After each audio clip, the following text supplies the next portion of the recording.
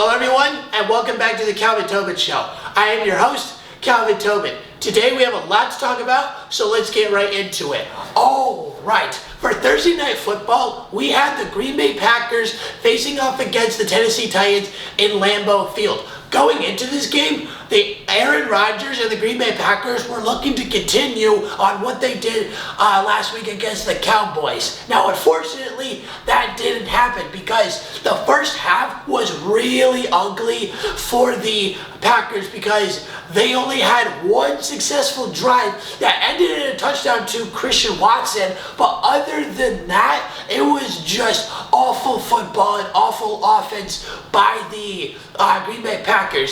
There were continuous 3-and-outs, continuous missed throws and missed calls, and with Green Bay, it just doesn't look good throughout the first half the way they were playing. But on the other hand, the Titans, they were flourishing throughout the entire first half. They were driving the ball possession after possession after possession, but there was one play in the first half that was a highlight for the Green Bay Packers other than that one touchdown that Christian Watson had. And what happened is the Titans practically had the ball the entire second quarter, and they got all the way down to the 4-yard line of Green Bay's defensive zone, and they went for it on 4th and 2, and the Green Bay Packers ended up stopping them. If the Packers didn't end up stopping them, that could have been a runaway score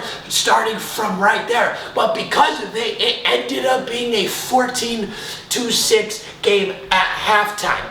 Now, in this game, we actually witnessed the first 1,000-yard rusher of the season, and that was Derrick Henry, as he got 87 rushing yards and a touchdown. And with that touchdown, he is just inching closer and closer to 80 career touchdowns. Now, into the second half, starting off in the third quarter, it was a totally different story from what we saw in that third quarter for Green Bay. They ended up getting the game within striking distance, making the score 20-17, along with a second Christian Watson touchdown. But again, with that touchdown, and they had a field goal right before that touchdown. At that point, it was 20-17. But after they scored their second touchdown, Green Bay was right back to what we're used to seeing them do this season, which is 3-and-out drive after drive without any production whatsoever. And yes, Ryan Tannehill did throw an interception towards the end of the game at Green Bay, but at that point, there was no point in really trying because they had already sealed the victory, and they ended up beating Green Bay 27-17. Now, victories aren't coming as often as the Warriors hoped, even with how ridiculous Steph Curry's offense can be. Going into this game, the Warriors are looking for their first win on the road, as they are now 0-7, as they were 0-7 now, which quickly turned into 0-8. Now, why is that?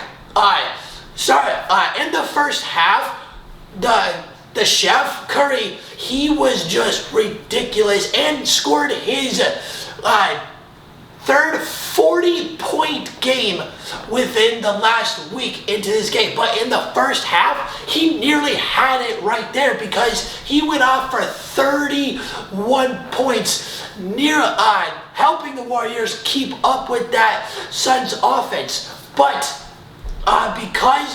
the reason that this was just a high-scoring, dramatic shootout, with the score of being 130-119. Yeah, it seemed like a good high-scoring game, but this was just Curry versus the Suns. And the reason that is because the Warriors' defense was absolutely atrocious this game. They had so many missed calls, so many guys that were wide open, allowing transition shots, allowing fast break shots, and they just weren't stopping anything whatsoever. And that's the reason Cameron Payne dropped 29, Devin Booker dropped 27, and Mikal Bridges dropped 23. Three guys, it wasn't because it was just they were hitting their shots and it was a good night for them. It was solely because of the Warriors defense. There were I can't even tell you how many wide open shots that there were. It was literally Curry versus the Suns. And Curry went off, and for how bad that Warriors defense was, it's crazy because even for how dominant Curry can be, even dropping 50, it doesn't mean anything if there's no defense played. And because of that, that's why they ended up losing this game. And now the Warriors are looking at a whole different perspective on how they are looked at as a team now. Curry still has it, but does the trio still have it? Yes, we are still at the beginning of the season, but we haven't seen it like we've seen it in previous years. Is Clay, Dre, and Steph, that trio that we've seen in previous years, going to continue that this year? As of right now, it is not looking that way, and it's just straight Curry. But it's kind of hard because Klay Thompson did come back from a 2-year injury. But we'll see what happens, because you cannot win games at all if the defense is that bad. And it just goes to show you how bad that defense was if Curry dropped 50 and they still ended up losing by 11 points. But here's the thing. Losing the game wasn't on Sidney Crosby's mind in his 4-point performance against the Minnesota Wild. And going into this game, both teams are looking for that victory, as they are both on a 2-game losing streak. And what happened is, in this first period, the Penguins started off hot and fast, getting into the Minnesota Wild zone and getting shots as quickly as possible. And there were good looks for a lot of these shots, but that Minnesota defense was right there with them, keeping up and getting good looks inside their offensive zone as well.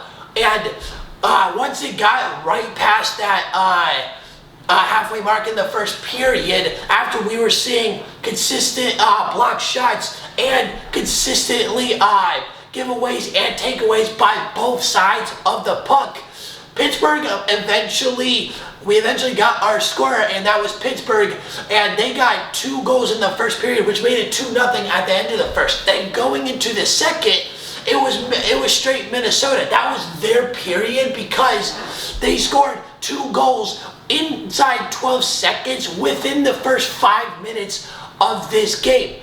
Now, the same continuous stuff happened with what happened in that first period. Defense was there, offense was looking good for shots, but here's the thing.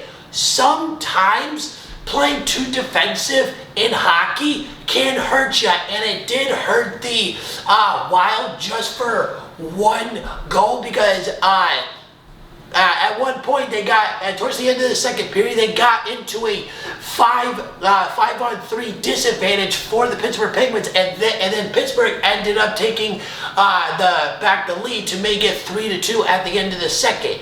But that third period, there was no defense to be found. It was straight offense by both Pittsburgh and Minnesota, and there was 5 goals scored in this period. And it's like both offensive zones were being swung and shot in at full tilt by every single player on the ice. And the way the game was going, it was going to be who's going to shoot more, potentially gets more goals. But sometimes it doesn't work out in everybody's favor, and the Pittsburgh Penguins ended up coming out on top with the victory, winning 6-4 to give Minnesota their 3rd straight loss of this season and over the stretch of this week.